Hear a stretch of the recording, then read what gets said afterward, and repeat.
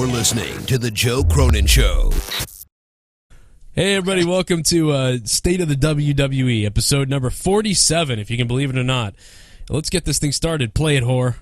It's time to talk wrestling right here on the Joe Cronin Show. And all you shit bums, don't forget to donate in the box below. Dave Rose We sucks. all know Joe. You take that money, you buy those whores, but that's okay, because we all still love the Joe Cronin Show anyway. Dave Rose sucks. All right, here we are. We're here with Justin Bailey from the Best There Is podcast. And if you want to check out Justin Bailey's podcast and his YouTube channel, it's in the link description box below, the Best There Is podcast. He's also participating. In the box below. The box below. He's also contributing to ExtremeWrestlingPodcast.com. Check it out, guys. It's $3.99 a month, and it's tons of wrestling talk. It's going to be shows added daily to the channel, so get ready for that. And I'm also here with Devious Dave Rose. Dave Rose, how are you? That's right. Apparently I suck. Yes, you do. And I wish I knew that earlier. I would have been relieving myself. I would have been flying up to Canada and getting paid for it. But, you know, we're talking about the state of the WWE. That's what state of the WWE is. And it's a chaotic state. And we're going to be doing a show like this on Extreme Wrestling, ExtremeWrestlingPodcast.com. It's called the State of Wrestling, which will be all wrestling. State of Wrestling, although we do branch out into other areas on this show too, but it'll be interesting. Man, what do you guys... The first thing I want to talk about is Daniel Bryan in the Royal Rumble. What do we think is going to happen here? I still think that if Daniel Bryan shows up at the Rumble, that'd be great, but if he doesn't show up by the Rumble, I mean, but shows up for WrestleMania, doesn't that just tell us that WWE's holding him back? Yes.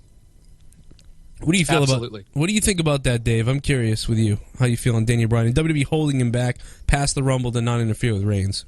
I think this goes a lot deeper than Justin is currently going into right now. I think this is a lot more in regards to how much they think Daniel Bryan might damage their idea as to how they want to run their storylines. Again, they've never liked the whole everyman, the character like the Dusty Rhodes, like the Daniel Bryan. He's the everyman. He's the one that not only has gotten so much support, but why? Because he is the everyman, and people can relate to him. And although he's proven himself by multiple different methods to be physically capable to go back into the ring, WWE is purposely keeping him away from there. I think, yeah, I mean, they've always been like that. They don't like the everyman because they like the superstar. You know, they like the crazy superstar. Justin, did you listen to me and Dave's Criminal, Vince McMahon is a Criminal 40-minute video? I listened to most of it, yeah. Do you think Vince McMahon's a criminal? I think he's a fuck ass. I just Really? I love Vince McMahon. Actually, you know, I kind of take that back. I actually love Vince. A lot of people are fucking hard on Vince, but he is one of my favorite TV personalities. That's the point about Vince McMahon. I love Vince McMahon, the TV personality. Well, but I love him. I think I love a lot of things about him, but I also hate a lot of things about him. I think it's a real love-hate relationship. I think anybody who fully loves him or fully hates him is blind. But I have a love-hate relationship with Vince McMahon, I think. I want to say something on the Daniel Bryan thing. You know, I was saying, that he's being held back. Other than your one-word answer that you gave, okay. Well, yeah, Dave kind of fucking cut me off. But so here's the thing. What? Here's Dave my take Rose on it. sucks. Dave Rose sucks. Thanks, Johnny. So the thing I'm thinking is, if he does come back, I'm afraid to think that he's just not. I don't think he's going to ever get to where he ever was again, because both times that they put the full faith in him, either whether it be the world title or the Intercontinental title, he just gets injured, and they don't want to do that again. They will not do that again. He proved them right.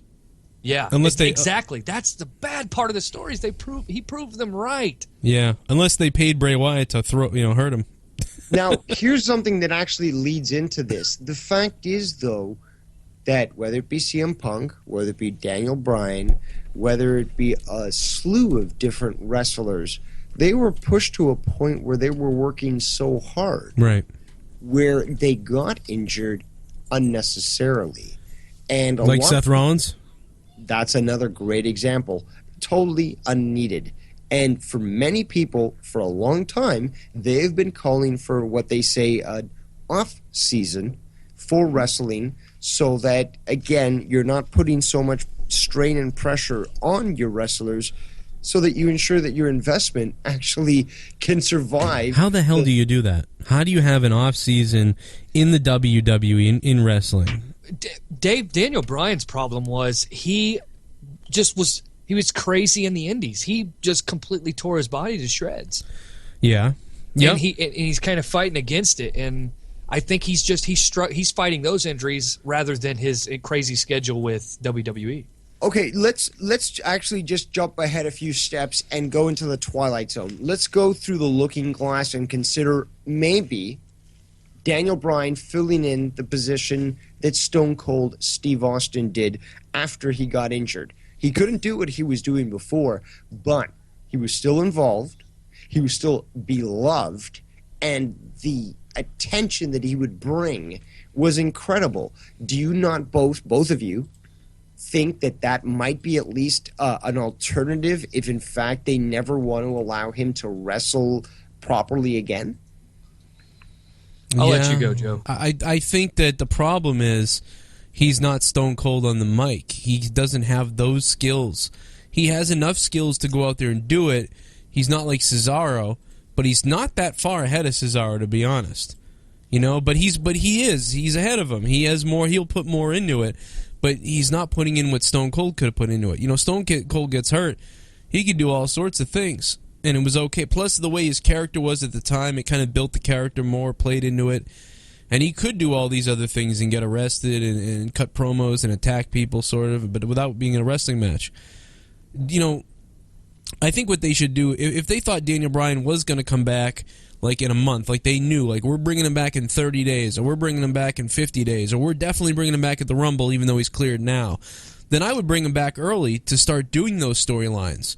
I would have him like, you know, he's about to get cleared by the doctors, then all of a sudden somebody throws him through a car window or something, and then, you know, now he's hurt again, and then we don't know if he's ever going to wrestle again. And then 30 days later, you know what I mean, he comes back like, I'm cleared and everything, and that, or he shows up at the Royal Rumble unexpectedly after 30 days before being thrown through a car window and being told, and then WWE tells everybody he can't wrestle again. What a swerve, what an idea, what a way to use him for a while in the backstage, if they think he's coming back. But we don't know what they know, so we could never know. So it's really hard to figure out. Frustrating. All you can assume is that he's not ready because he'd be back. Right. He did all those skits with Kane, so, I mean, maybe I'm a little bit wrong. You know, he was able to do all these goofy skits with Kane during their deal, so why wouldn't he be able to come back and do something? Maybe it's politics. That's the problem. That's why we're all talking about this. That's why nobody believes it's anything other than politics. Why would you have a problem with a guy, though, who is finally doing what you wanted to happen? You were getting a guy over. Nobody else is over. Why would WWE keep pushing Reigns if he wasn't getting over, and then have someone like Daniel Bryan, like, who is getting over? It's almost like I design a T-shirt, right, and I put it up on the website. But I make almost all the money on the website, and I get a couple other designers, and they make T-shirts, and they get, like, you know, a little cut of the T-shirt business that I have. If they make designs, I make a design, I put it up. My design sells all right, but it's not doing so well. But then someone else makes a design randomly. And, you know, I don't promote it or nothing, but it starts selling like hotcakes. I wouldn't be like, fuck your design, my design's better. No, I'd just be like, fuck it, I'm making money, this is great, I didn't even have to make that. Yeah, that's kind of what I was thinking too, Joe. That's a good point. Like, whether he's got the world title or the Intercontinental title, if he's just on that fucking roster, they're going to be printing money with no matter what they slap his name on. That he's gonna sell places out because people want to see Daniel Bryan. It doesn't matter if he's the world champion or the Intercontinental champion. I think they're worried about it does matter, though, that's the case. That's what I'm saying. That's what they're probably worried about. I don't think they realize that no matter what, he's just going to rake in tons of cash.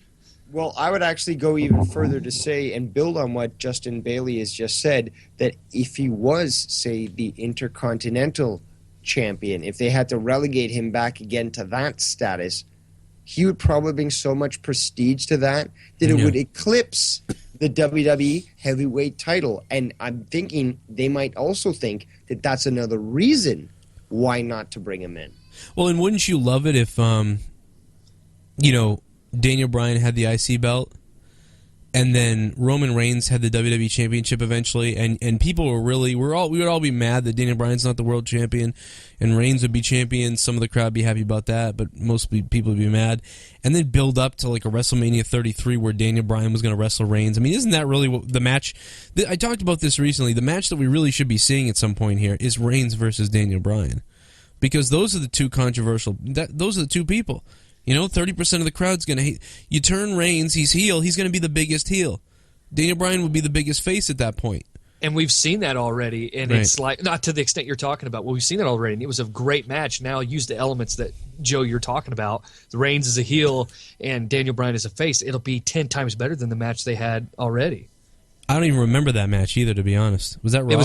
It was at Fastlane, and then the main event was on the line for WrestleMania. It was a great match. And the thing, people forget about that match. I did forget about it. So good. You're right. I forgot all about it. That's so funny. Because Fastlane was so bad. To your credit, though, you're saying use Reigns as the heel and Daniel Bryan as the face, like the full-blown, that's their roles. Yeah. Because at Fastlane, they were still tying, like everyone wanted fucking Daniel Bryan to get it. But people weren't like, they weren't there to shit all over Roman. They wanted to see this match. They wanted Daniel Bryan to win, but they didn't hate, Roman Reigns to the extent they do now. Right. Exactly right. And that's what I want to see. I want to see them in those roles because they would fit in those roles. And you don't even have to put Reigns against Bryan yet. You have Reigns, if they turned him heel the right way, and then all of a sudden, let's see what happens with that heel turn. And if it's absolute hate coming for him, and then you bring Daniel Bryan back in, I mean, you're back. We're back to knowing like what the deal is. This is like maybe not as good of a Stone Cold and Rock, but it's similar in a way. Yeah, for sure. And if there's another thing they could do too with Daniel, if they don't want to, put him in these heavy roles, that something I thought of was like, if they don't want to pin all this on him, let him have like a another tag run. Let him tag with somebody that people really love and have this crazy good tag team. And let him do that. That's not putting as much stress on his body. He can rely on his partner half the time. I would get behind a Daniel Bryan tag team run again, whatever, just as long as he's on my TV. Yeah, exactly. That's all you need, man. It's bam. Devious Dave Rose, who do you like more, Roman Reigns or Daniel Bryan? Clearly Daniel Bryan. But Dave Rose sucks. Dave Rose sucks. I don't know why. That amuses the hell out of me. I like that. Me too. I like Roman Reigns better, personally. Yeah. Oh, maybe I should ask you that then. I can see why people are... okay, well, let's talk to Justin about this. Compared with, say, Bryan Danielson's run in ROH, and I can't remember his name when he was part of... what was it, CZW? Yeah. Dean Ambrose? No, Roman Reigns. He was part of the... what was that before NXT and before Florida? FCW? Well, before FCW. Oh, UPW, wasn't it? Who cares? Yeah, what are we going? Who cares what it was Valley. called? Where are we going? Ohio Valley Wrestling. Okay. Yeah, okay. OVW. I'm with you. OVW, but he was part, like Roman Reigns was part of OVW, wasn't he? Hey, he was, yeah. Like I remember seeing stuff like when the Shield first came out, I was actually intrigued. I did not see them as a typical tag team, and as JBL was sort of saying in the commentary, they were something that was even more than the NWO ever was. So I started looking into these individuals, and I saw all these guys in their previous iterations with their previous companies and stuff, and I wanted to learn more. And although I did see that this guy, Roman Reigns, as he's currently known, do some fairly good work, what I saw of Daniel Bryan blew me away. And compared between the two, I think he's the superior wrestler. He even if they're not both, either of them are really big on speaking on the mic. None of them are, but which is asinine, by the way. It is, but they're both. I mean, shit. You've already heard Daniel Bryan consider himself an artist, say that he considers himself an artist, and that it's a craft, and he wants to do all these sorts of things.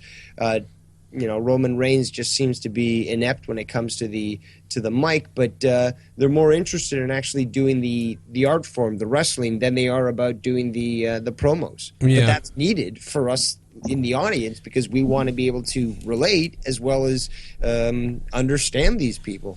There's something that drives me nuts about wrestling and about wrestling fans right now. Everybody, whether it's Vince Russo or Johnny Jones or fucking Mark or whoever you want to say, and the thing that it is that some people are like, it's gonna be like Vince Russo only wants those storylines and whatever the hell. And then other guys only want to do the wrestling and stuff, and they don't like the storylines. It's like, no, they both go hand in hand.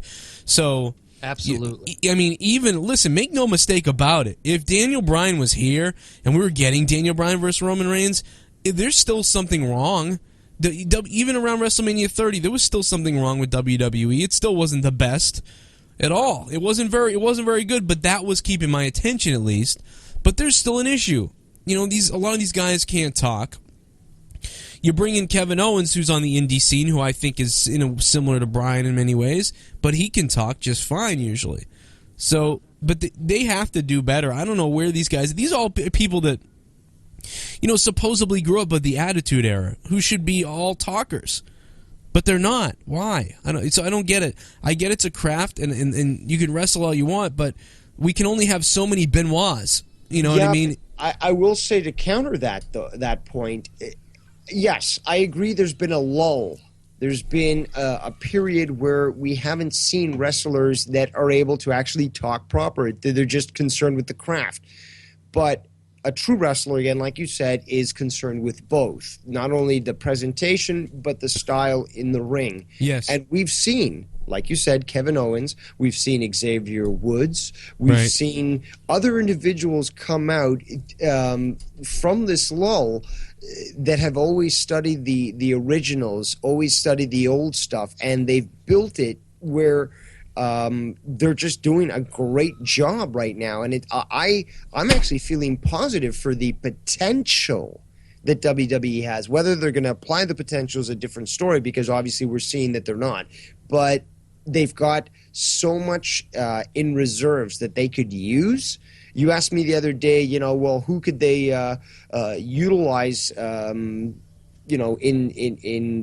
these pay-per-views or on these events. And again, I cite the fact that they've got a lot of great wrestlers already in the roster, but it's just a matter of how they're being booked and how they're being presented. Yeah, there's a lot of good wrestlers, and it is how they're being presented. And everyone's got a fault, it seems like. No one's perfect. They're good enough. And that's one of the problems, too. No doubt that's a problem. But guys, let's move on to another topic. Roman Reigns, Daniel Bryan, we don't know what's going to happen. What do you guys think of the comments below? I also want to remind you that this is brought to you by State of the WWE episode number 47 is brought to you by WrestleCrate. Go to WrestleCrate.com. You've seen everybody opening up WrestleCrate on the web. You can go to WrestleCrate.com, enter in coupon code Joe Sent Me, and get 10% off your WrestleCrate when you enter in that coupon code. And it's basically it's a monthly subscription box that comes to you with tons of wrestling toys and figures. Justin Bailey opened up his first one. You just popped your cherry on this thing. Yeah, with your son in the room, too. That was a good video. You loved it. We should get both of our sons to just beat each other up. We could do that. It'll be the winner gets the name Gavin. Yeah. The only thing is mine's like 6, I think, and yours is like 2. How old's your son? He'll make it happen. He probably will. Gavin's a Your little son will be Roman Reigns. My son will be Daniel Bryan. How about that? Yeah, I want to see Roman go for the Superman punch and then Daniel Bryan hit him with the knee. And all of a sudden, that'd be funny.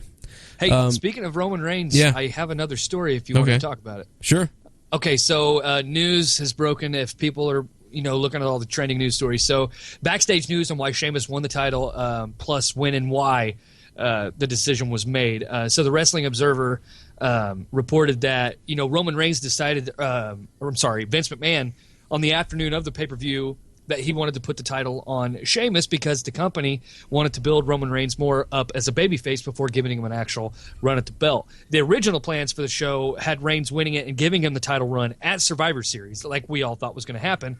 But because Reigns was getting booed all the TV tapings, the WWE wanted to get fans behind him by putting him against the Authority, giving him the Daniel Bryan treatment, blah, blah, blah. So this is what they hope, the corporate treatment on Reigns makes him a babyface. So your guys' thoughts on that? My thoughts is when somebody says you want to have sex and you say no, and they insist to the point where they're forcing copulation upon you, that's called rape. You saying the WWE's trying to rape us? They've already done that, and they're trying to do it again with this. Yeah, I don't understand why how more time to build him. Like, I don't understand. You've had all this time, and I get, obviously it's obvious. I believe that story actually. Because, and even if the story isn't, a lot of these times these stories aren't even true. They're just looking at what they're obviously seeing and then creating a story. That's what, by the way, that's the key to a lot of these wrestling sites, by the way. They look at what's actually going on, then they create a story about why it's going on, and then people think they're smart. Well, then riddle me this, because the fact is, if Vince McMahon wants to get in my pants, all he has to do is tell me that Roman Reigns is going heel. And that would me happy. But no, what you just said, what Justin Bailey just reported on, is that Vince McMahon is trying to force us to accept Roman Reigns as a baby face. Which inevitably, Dave, sorry to cut you off, pushes us further away. I just want to throw that in there. And the thing is, this guy was at one point a genius businessman. Either he's purposely trying to push us away, or he's just batshit insane. It's a sad state right now for the WWE that we're facing this, but the fact is, it's clear. It's either he's batshit insane, or he wants us to not like the product, because why would you continue to push this guy, Roman Reigns, as a babyface when he's getting booed, people don't like him, you made this change at the last minute, like I was saying in other shows, these guys do these changes at the last minute, make Sheamus the champion, and not realize, you know what, fuck all this problem that we're trying to deal with this booking. Let's just make him a heel. Let's just bring that heat that he's already got, make him the champion, make people hate him even more, and then, go from there. I'm telling you what, if he wins that Royal Rumble, I mean, I'm thinking that I said this the last few years. I don't think these fans are going to be happy until Daniel Bryan wins the Rumble. Where's the Rumble this year? I don't know. We should look it up. I don't know if anybody knows, but I hope it's not Pennsylvania again. Well, he got booed. Yeah, he's going to get. I mean, there are going to be problems. Well, they were rioting outside the fucking venue. They were keeping wrestlers from getting out of the parking garage. Yeah, people went. I mean, that was weird. By the way, the Usos talked about that. The guy sitting in the chair outside. Yeah. Royal Rumble 2016. Let's see where this thing is happening. While you're looking that up, Joe, I just wanted to say it's that. going to be at the Amway Center in Orlando, Florida. Oh no, that's not the best place. Yeah, because you better throw some NXT talent in that Rumble. Yeah, that's well, I don't know if that's the best. I can't tell. I don't know what type of crowd that will be there. I don't know if we'll get this. We're not going to get that Southern board crowd, but we're not going to get Philly, New York, Boston, Chicago. Right. But we're going to get. I think we'll just get like a medium crowd, whatever that is, like 50 Roman, 50 Bryan, something like that. I had mentioned on my show that I thought with them turning Roman heel, because that obviously I think all of us realized that was the direction to go. Not one of the directions, it was the direction to go, hands down. And the reason it was the direction to go is because we're in that period during the WWE where people don't give a fuck because the Rumbles, it's just there. It seems like it keeps getting further away. It's, SummerSlam's already happened, so we're in the middle of this fuck period. It just sucks. So if he turns heel, we have something super interesting leading us to the Rumble. I just want to quickly add that that's the position that WWE has painted themselves into. That's the corner that they've painted themselves into. Correct.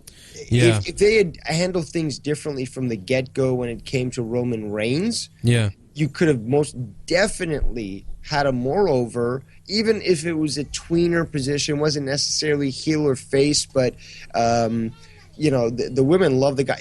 Again, I've always said this from the very goddamn beginning. This man is the new Diesel. He has to accept that role. WWE has to accept that role. But he can be that guy that can also, be a badass heel, but also be a tweener and still, help out, certain faces and stuff as like the enforcement and all that. But just limit it to a few words. He doesn't have to say very much. But, people will like his badass attitude and the women will love him. That's the only two things that you need. Yeah, he needs he needs the Scott Hall with him or something. I don't know. He needs somebody that can actually talk. But yeah, even Diesel by himself. I remember when Diesel messed up at WrestleMania 11. It's the funniest thing, and they took it off. I didn't notice this until the other day. I have it on VHS tape, but on the network they actually took it off because they had all kinds of audio problems at WrestleMania 11. And I remember this. And I remember he cut the promo and the audio wasn't there. They came back to him. And he was like, "And my job tonight is to keep champ." And he stumbled. And then he went to hold on to this belt. And then he started to cut the promo the right way. But he recovered well. But it was like, he would do that all the time. He didn't when he got serious. It was like you don't. But he did seem cool. A lot of the times that persona really worked. But Roman has that kind of thing. Like maybe he needs another nickname, but or he doesn't even nickname. He just needs to perform that way, and he doesn't do it. Like you said, they can't figure this thing out. And I don't hate the guy. That's the thing. I don't hate the guy. I don't hate what he does. I know that he's a good worker and he tries to work well and he takes his orders and he does the best damn well as he can. But it's not really his fault for the hate that he's getting. Yeah. Because it's just the booking that WWE does. Yeah. Exactly. It's amazing. They've only been doing it for 50 years. They can't figure out how to book this guy. All they can apparently figure out how to do is shove him down the throat, or keep trying to shove him down our throats, and then realizing it's not going to work, so pulling back, but then restarting it back over again. It's like, hey, go get this didn't work. Let's try something else again, but bring it. Now he's won the title, but he loses it right away because Sheamus cashes in. It's like, what the hell is next? What is next? He wins the Rumble again, and then. Is he going to win the... it's what they're doing isn't working. Making him a heel works. Absolutely. I agree with you guys. I think it was just the direction to go. The last thing I have for you guys, if you have to move away from it, it's not a news story. This is just something I wanted us to talk about. So, WrestleMania 32. It's supposed to be the biggest WrestleMania of all time, the record crowd, blah, blah, blah. So... just a couple things to throw out there. Daniel Bryan, is he going to return or not? That's one thing we've already talked about. We don't need to touch back on it, but that's something else to keep in mind for 32. Seth Rollins out, and to people need to realize that is a gigantic strike against WrestleMania 32. Sting being gone, I don't think he's going to come back. The way the stories are being read, Triple H is not happy with the way things ended with Sting. So there's another guy, and The Rock, he's having trouble getting cleared by fucking insurance or some shit. And Stone Cold, all this stuff that we hoped for, it looks like that's not going to happen either. So this huge WrestleMania that they're trying to build up for, they don't have the star power at this particular, juncture in what they're building towards to supply the interest in becoming the biggest WrestleMania of all time. You could throw 100,000 fans in an arena all you want, but you have to have the star power in order to have a good show. I just wanted to get your guys' thoughts on what you think. What do they need to do? Like, what are they doing wrong? We could go all day on what they do wrong, but how do they fix this? Where do they go from here? The first thing I'll say is I never thought I really believe you'll never see Shawn Michaels ever again. But this is if there was ever a time that they would have to dial him up or have to try to dial him up or something, they would have to. I really still don't think you'll ever see Shawn again. But if you ever brought that argument up to me about when will he come back, if it was ever a time, this is the time, because they are screwed based off what you just said and what has been coming out, and they're in Texas and everything. That's one thing that could help, because they're screwed. This is insane. It's bad, man. It's good. Bad. It's good for the roster, though. I mean, the one good positive is the roster. But you're right. Seth Rollins won't be there. Cesaro doesn't. I don't think he's going to be there. So and real quick too, something to throw out there that I don't think they're going to do, because they're so invested with Finn keeping that title on him for a while, giving him a good long reign. But just imagine Finn Balor at WrestleMania 32 with an entrance. I mean, just the entrance alone would be a spectacle. So small things like that would help. But why not defend the NXT Championship at WrestleMania? Dude, I said it. I made a dream card, and I said that Finn Balor should take on, Corbin or Samoa Joe or somebody at WrestleMania 32 instead of having it on a special. I totally agree with you on that. And that might be tough, because they might be wanting to obviously do their special, so that may not happen. And I do understand that. If we do get a special, then I do understand that. It just would be really cool to see that NXT title defended at WrestleMania. And it would help draw more people to NXT when they see how crazy good that match is. But then again, they don't let them do that stuff usually, so probably won't happen anyway. True. So who knows? Because everything about NXT is you're screwed. We want them to go up. Can't wait till the main roster people see this guy. But then you don't see the guy. You see a shell of the guy, because they don't allow him to do that.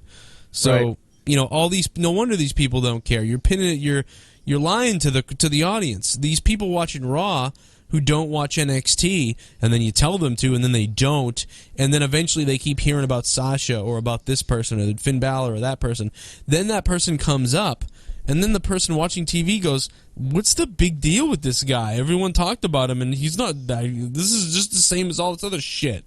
Right. And then they still don't watch NXT, so these people don't believe it. Yeah, I don't. So you need to do stuff. You need to mix in this great wrestling with great big characters and storytelling. And they're not doing well with storytelling, and they're not doing well with wrestling.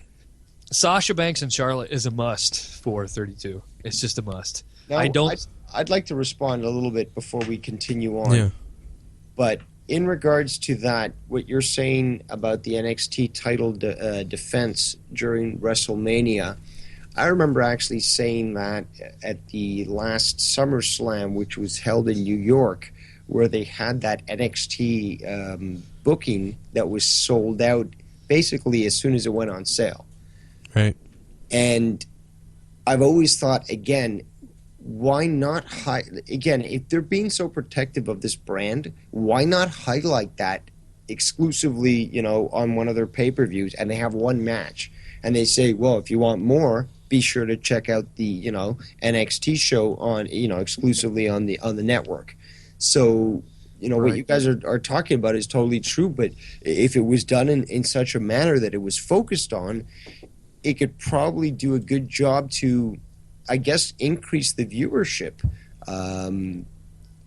and also just bring some value to what's being, because somebody who doesn't know about NXT might not consider there being value to this, but once they figure out, wow, they've done a lot in NXT and they've really worked hard to attain this, so now they're defending it at WrestleMania, it would bring a lot of interest and a lot of respect to the NXT brand. I agree, and I'm with you. It's something that I'd like to see either way, but I really want to. I don't even care. To be honest, I would be excited to get just that special event before WrestleMania. I'd love to see NXT's pay-per-view for that, or whatever it's called, live event, and then see WrestleMania. I like that, so that's okay.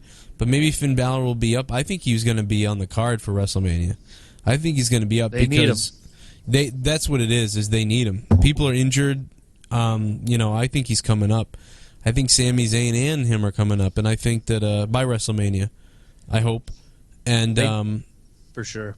And then they need to start filling in the blanks over at NXT, and I think Apollo Crews will probably grab that title. Yeah, he's doing well. He's going to have a rivalry with Samoa Joe, I think, and so I think he'll take that thing from Balor, or Apollo, or Joe will take it from him dirty, and then you'll have Apollo Crews to deal with him while Finn Balor gets to come up. I think WWE needs to do Sami Zayn versus Kevin Owens at WrestleMania 32. That'd be a great draw. Yeah. I have a quick speed question for you guys. I want to ask both of you and get your kind of your booking idea, what you would do on this. So Brock Lesnar looks like that's going to be one of the biggest attractions to 32. He was last year, and that's what they got this year. They need Brock Lesnar, honestly, more than ever right now. So at WrestleMania 32, you can book who you would like, I guess, in a sense that obviously that they're not injured. So you're bringing in Brock Lesnar. Who do you pay the dollars to, or who do you book on the roster to face him at WrestleMania 32? What's the big match for Brock Lesnar at 32? Who do you book in it? Joe, you go ahead. That's really tough. Or maybe Dave, come back to Joe. I don't know. I don't know. I got to would- think about it, but if Dave knows, he can go. I'll start off with saying, if at this point Daniel Bryan was finally approved to be wrestling, then I would choose him to go against Brock Lesnar. Without the title? David Goliath type thing, you know. Without the title? Yeah, just as a one-off. Again, it's you're bringing attraction to a guy that doesn't matter where you book him, people love him. Why not put him in the most unbalanced match ever? Right, Oh. and I don't mean to cut you off, Dave, but I think they could run with that during Lesnar and Daniel Bryan is, Lesnar can be like, or however, he's just like, boy, you keep coming back and getting injured and coming back. I tell you what, you face me at WrestleMania, you're not ever coming back. You know what I mean? Yeah. You can work something small like that. I don't know. I didn't mean to cut you off. I just want to. No, that's I don't perfect, think so. and that fits with what Lesnar needs to stick his, because Lesnar, when he keeps it tight and short, works just like Roman Reigns. When they speak more than a few words, then it starts to get a little iffy, and that's why having his advocate there, Paul. Oh yeah, imagine the Paul Heyman promo on Daniel Bryan about being injured all the time. Imagine that. It would be a spectacle, and that would be how I would book that at least. Mm-hmm. I'm with you. What do you think, Joe? I don't know. I don't think it's them, though. I think the only reason why you do Lesnar and Bryan is if Lesnar had the title. Because then Lesnar could lose to Bryan and put him over, like the way he was supposed to put somebody over by beating The Undertaker. He still has that. I think he still has some of that mystique. Lesnar hasn't really lost clean. Although he did lose to The Undertaker, but he got him back. So he's beaten The Undertaker 2 out of 3 times, and the one time he lost was not clean. And he ended the streak still. So his first legitimate loss to somebody. The one match that obviously is what we probably wanted to see, even though we haven't even said it between us, is Cesaro versus Lesnar. But we know that Cesaro is injured and will probably be injured after. 4 to 6. 4 to 6. Yeah. So I can't guarantee that he would be available. But again, Jack Swagger, he's a stiff wrestler. He's not the most talented. Ooh. He's not very good on the mic. Oh, God, is he stiff? But he knows how to actually technically wrestle. Who else knows how to do that? Cesaro. Who else knows how to do that? Brock Lesnar. If you really want to see like true specimens of human beings, lock it up like they did back in the day and truly show who's got power over the other, that would be the stuff to see that. And we don't see it very much in wrestling these days, but the Greco-Roman style wrestling, the locks, the ability to do these holds and submissions, to me, it brings a lot of value to that wrestling because it shows the skill of that wrestler. You don't have to just super kick. Everyone doesn't have to be somebody that super kicks somebody in the face. I like to see some variety, but also some skill. Right. And Right. It's quite talented of these individuals to be able to put these moves on each other. Joe, who did you say was your book? Did you end up giving an answer? Or? Yeah, I don't know. I know it's not Daniel Bryan. And yeah, to be honest, if you weren't going to put Reigns in the title picture, you could put Reigns against Lesnar in a rematch from last year. Then you could have Lesnar put Reigns over. Yeah. And that could be non-title. And the problem is I don't know who goes for the title then. Maybe Sheamus remains the champion, Daniel Bryan wins the Rumble, and they use all that backlog of Sheamus and Bryan at WrestleMania, or Sheamus and Bryan's rivalry, so to speak, for the reason. And everyone hates Sheamus, and everyone loves Daniel Bryan. I still think that it's a mistake in a way, because it allows for more matches to happen, more quality sort of to happen, like to be more balanced to happen. Put it that way, more balanced matches to happen. But I don't want to see Daniel Bryan versus Sheamus. I want to see Daniel Bryan versus Roman Reigns. But Daniel Bryan versus Sheamus makes me think it's Roman Reigns versus Brock Lesnar, or maybe Brock Lesnar versus Bray Wyatt.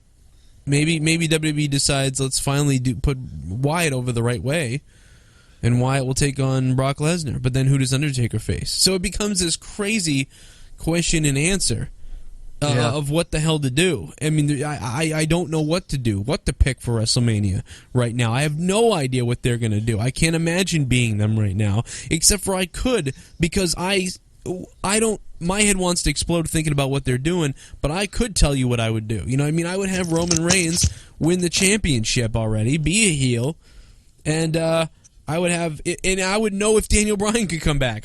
Because I don't know that information, I can't tell you. But if I knew, I could tell you. If Daniel Bryan cannot come back for WrestleMania, and it's a fact, and there's something wrong, and that's not going to happen, well then, I know I'm turning Reigns heel anyway. I'm turning him heel, putting the title on him, and then having Dean Ambrose come after the title. I'm building Dean Ambrose. Yep. But if Daniel Bryan is able to compete, I'm having Daniel Bryan win the Rumble, and I'm having him go after Roman Reigns, who has the belt. And then I'm having Dean Ambrose face Triple H at WrestleMania. I'm having Dean Ambrose, upset that maybe like Triple H pulled him out of the Rumble. I would have planted the seed with Triple H and Dean Ambrose the other night during Survivor Series at the end. When he's with Roman Reigns, or Roman Reigns just says, I still, whatever. I don't know what you do, but I just know that there you go. I have a clear idea what I'm doing. And Brock Lesnar then is free to face, I don't know, Bray Wyatt. I don't know. But the Undertaker's got Bray Wyatt. So you're right. That leaves Brock Lesnar open. Shit, dude, I don't know. He's the last one I'm thinking of. All that stuff I just thought of is all locked up and sounds good. But as far as Brock Lesnar goes, he's the one that I'm stumped on. I gave you my whole equation for WrestleMania right there. But the question that you initially asked me, I'm stumped on it. I'm sure there's an answer, but I don't know what it is right now. Finn Balor, do you do Finn Balor versus Brock Lesnar if that's the case? That's David versus Goliath. No, it doesn't work right now. The WWE audience, and although they're talking about bringing him up, isn't familiar with him. And it's disgusting, the fact that current audiences in the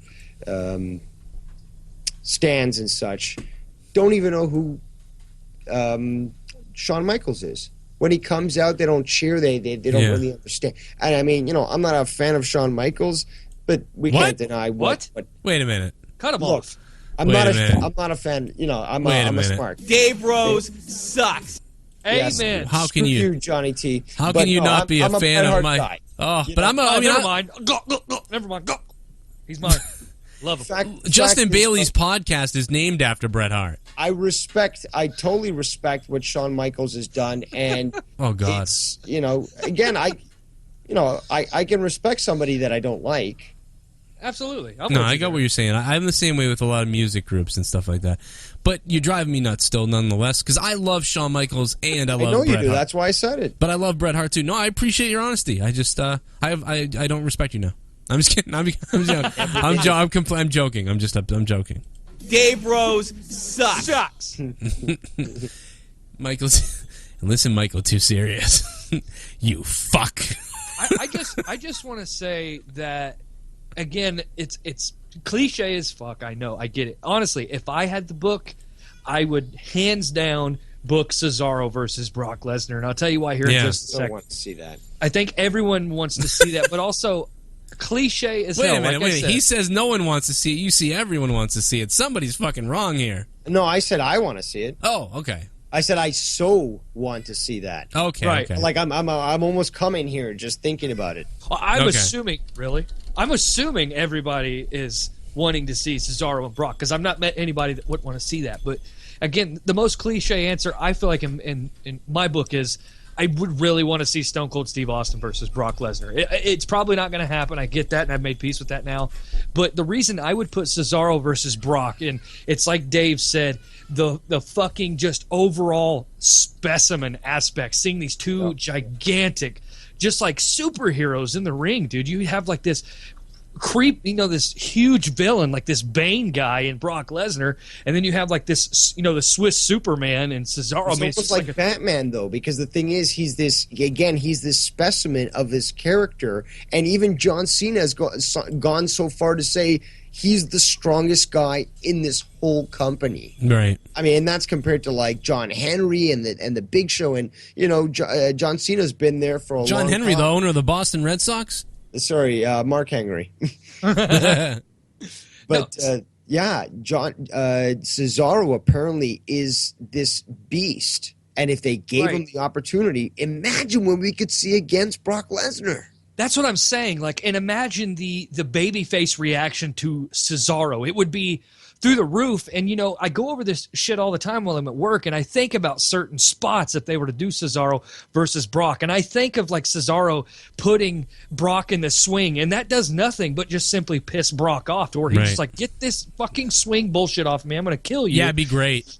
Imagine him standing up, and then Cesaro's like raises his hands or something, and Brock just stands right up, and then Cesaro's playing to the crowd, and he just German suplexes him in position. Yeah, he gets up, and Cesaro's like, yeah, I twisted him, and then Brock gets up, and he fucking puts Cesaro in the swing, but he just fucking swings him right over the top rope. It'd be a great spot is for him to German suplex Cesaro, and then for Cesaro, like all the way through the first rope. Right out of the ring. Yeah, like the European uppercut spot where he does the dives into the turnbuckles, where he does it like a million fucking times. Just imagine as he goes for one, and then Brock just freakishly pops out and puts him in an F5. And then when he does that suplex over the top rope, that crazy one that one day is just going to snap his back in two.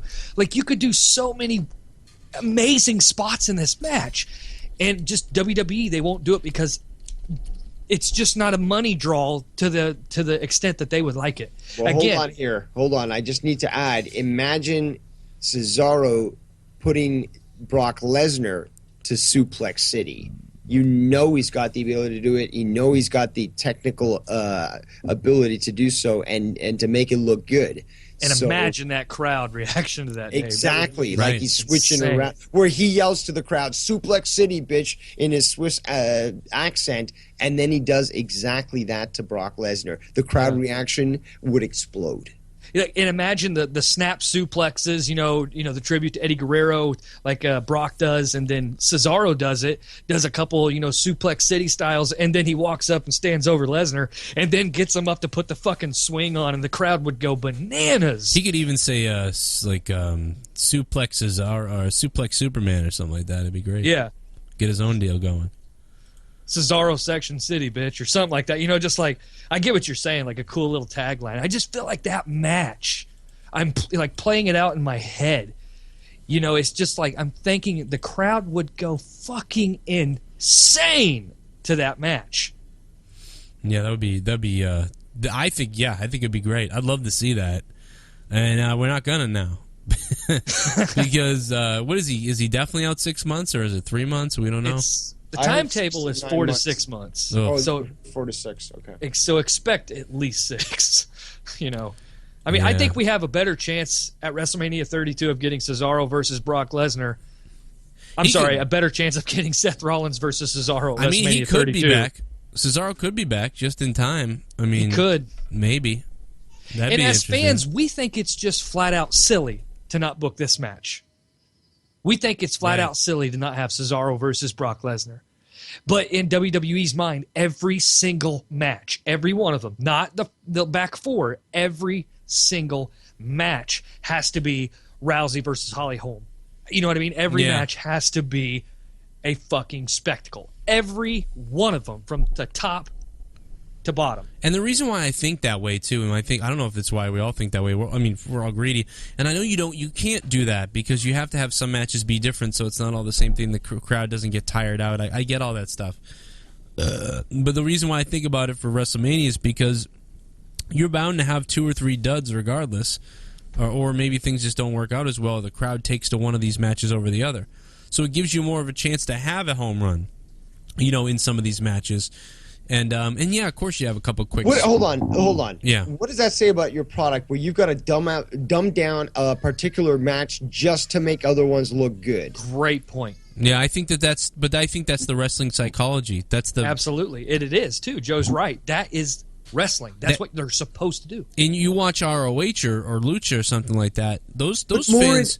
But more independent organizations let the audience choose, and when they get the audience to cheer, like if the main event is a sleeper, but like one of the mid cards was just got the crowd on their feet, well, for the next time who the real contenders are for that championship. No, isn't that how it's supposed to work? I like how that works, but that's not what the WWE audience is. These people aren't. I'm just as mad at some of the audience as I am at the WWE. That's what the problem is. That's what we're resenting, is that 70% of these fans are just fly-by retards who are going to be gone the next year, not watching. And to add to Joe's point is, I work with a lot of independents, and I talk with a lot of guys in the back, and it's the and state you have sex with them. And yes, I do, as a matter of fact. Like sweaty sex, like right after their matches, where it's just fucking like hot pig sex. It's fucking okay. So like, what it is like their line is know your place on the card. If we have a fucking dark match and 2 guys come out there and absolutely steal the show, what the fuck does that say about your main event?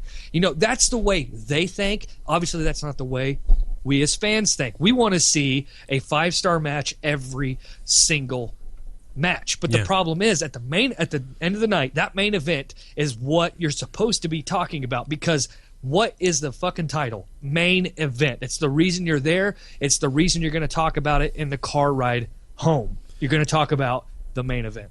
Well, and you look at you look at the Top Rope Promotions when I called their Summer Showdown. By the time it got to the Congo's match, World Championship match with Steel.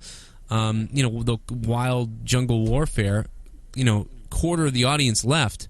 Yep. And people were just tired. And the only thing I could think of was, wow, that Kingdom match was the best one of the night. And that is Wrestling 101 for a failure. Not a failure, but done wrong. When the guys... I don't believe that. I think every guy should want to come out and steal the show. That's just my personal opinion, whether it be wrong or not part of the wrestling psychology. I'm of the understanding that if I'm the first match on the show, like how many times did the Cruiserweight steal the show at a fucking WCW pay-per-view? You know what I mean? It's just like, that's my way of thinking. Right. And we don't need to talk about this for a lot more time. One thing I wanted to throw out just as a quick fact was something I believe that's a huge factor in making matches feel like a spectacle is something that I do personally. I make video packages for matches to help make that match, and that is the key to every single match, is a video package that people buy into. What do you guys think? Yeah, I think the video packages are important, but one of the problems with WWE is they do a really good job, but a lot of times it's too repetitive and it's almost overdone. Like you could do a video package on like a guy folding a pillow in WWE. I think that it needs to mean more. The rivalry needs to mean more for the video package to mean something. Otherwise, you just get a repetitive built video package. And a gift that WWE has in making their video packages, like you said, they could have a video package with a guy, folding a pillow. WWE has the ability to make you think that was that man's best friend, that pillow was, and it died. And, it can make you just think so many things because they are good at making videos. I don't know if you guys have realized, but the past 2 or 3 years, the new director and producer that they've had for their DVDs have been, leaps and bounds better than what they've had in the past. Thank you, Zoe. So the thing with that is, I make video packages too. So if you had like a Cesaro Brock Lesnar package, could you imagine It'd be like the trailer for Batman vs Superman. Wait a minute, am I imagining that their packages, like their, or Absolutely. I mean, whatever gets you to buy into the match. If they're fucking cocks in your face, is like, I can't wait to see this match. I think there Big E started this trend, but I'm thinking about their packages too. He has the greatest gyration in the history of wrestling. Yeah, I love that thing wobbling back around. Well, hey, you know what? We're kind of getting out of time here. I got to say that I hope everybody goes over and checks out ExtremeWrestlingPodcast.com. ExtremeWrestlingPodcast.com. Right now, we're going to have JD from New York doing his show, Justin Bailey doing some shows over there, of course, and then who joined me right here? Justin, your music, maybe we'll have music your career will take off over there too. Maybe. We'll see what happens. Maybe I can write some more licks for the show. You're going to be doing a TNA type of review. The Impact, what did you call it? Yeah, I'll go ahead and plug the shows. Like I call it it's the TNA the Impact Report. I review the taping from that week, and I also cover some TNA news. It's about a 15 to 20 minute just to keep you all updated on what's going on in TNA. If you don't want to take the time to watch it, come to my video. I'll give you the rundown. I'll give you the cliff notes of the TNA taping, and I also am doing another show called Monday Night Retro. And I cover all of the Monday Night Nitro episodes week to week in chronological order from when they air on, when they're on the network. I go week to week. I don't do a bunch of episodes at once. And I also include the pay-per-views in order with the shows. So it's just something to kind of go back and watch. You guys watch them, and then we get online, we talk about it. And yeah, it's Monday Night Retro. All right. Well, hey, there it is. Check it out at ExtremeWrestlingPodcast.com. As you can tell, my kids are starting to come alive in my house, so I can get out of here. But Devious Dave Rose, in 60 seconds or less, what are you doing on ExtremeWrestlingPodcast.com? That's right. You're going to be able to find me there exclusively with my Lucha review, as well as another show that I'm planning called the Devious Dispatch. Now, the Lucha Review is going to review all the action that's coming out from Lucha Underground, and the Devious Dispatch will discuss any and all Lucha Libre news, rumors, and reports. I love it. Guys, I'm also going to be on there doing some rants on WWE. I have something called that's coming out called Die Kayfabe Die, which I think will be... Can't wait. It's going to be great. I cannot wait. That's going to be a little weird, a little crazy. And then I'm also going to be doing some NXT stuff on the channel as well, and more as well. JD from New York is going to be there doing some WWE rants, so it's going to be a big deal. And then we're going to add more shows as we continue to go throughout the next few weeks. The site officially really launches December 6th on a Sunday, but it is active right now. You can sign up for $3.99 or try it for like 50 cents, I think it is. It might be free. I don't remember. But ExtremeWrestlingPodcast.com.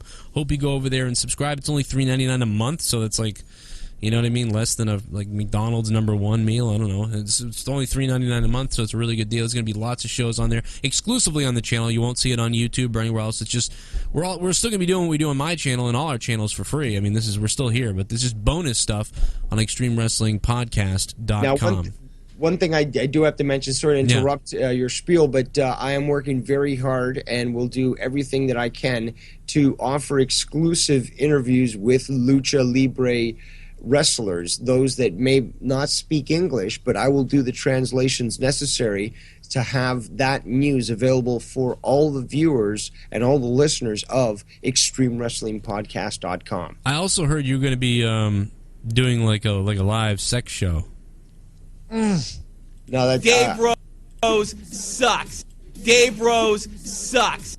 Devious Dick Rose. I can't wait to see that Devious Dave Rose. I can't wait. No, he's not doing that. But it would be great. Joe, I'm sorry. I just want to add this. That Sure. the first episodes of Monday Night Retro and the Impact Report are completed, and they are ready for release. All right, so those will probably be up in a little while. Those will be up on ExtremeWrestlingPodcast.com tonight, as well as one of mine is up there as well, but I think you can get that one free on YouTube. So if you want a teaser, it's me and Dave from the other day. It's about 40 minutes. Is Vince McMahon a criminal? It's free on YouTube right now, but it's a taste of what's going to be on ExtremeWrestlingPodcast.com. It's all lies. It is all lies. I hope you guys... we're also going to be doing something called State of Wrestling, which will be on there soon, too, which will be like this, but all of wrestling covered. I hope you enjoy it, and I hope you guys enjoyed State of the WWE episode 47. Can't wait to get to 48. I can't believe it's 47 episodes. Hope you liked it. Leave a like down below. Leave a comment. Check out Devious Dave Rose here on social media, on Twitter. What's it at, Devious Dave Rose? Correct. at Devious Dave Rose on Twitter. And then Justin Bailey, if you liked him, make sure you check him out. The Best There Is podcast on YouTube. Subscribe to him there. And, of course, get a lot of content from him on ExtremeWrestlingPodcast.com. But go subscribe to his free YouTube channel and check out his great videos over there. He's like the hidden gem of YouTube right now, as far as I'm concerned. I really appreciate that, Joe.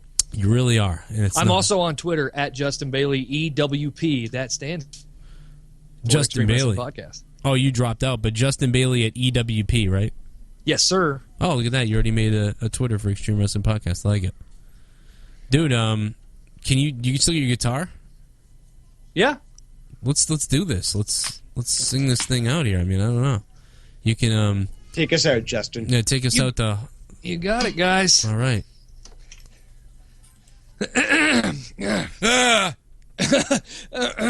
Dave A Rose. second to tune the band. We just talked wrestling right here on the Joe Cronin Show. And all you shit bombs, don't forget to donate in the box below. We all know, Joe, you take that money, you buy those whores, but that's okay, because we all still love the Joe Cronin Show anyway.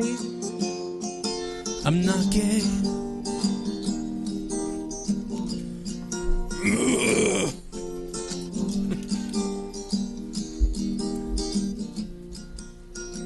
All right, guys, let's do that sex thing we were talking about.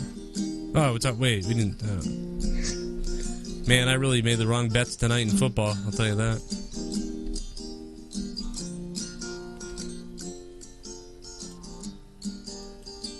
Dave Rose sucks.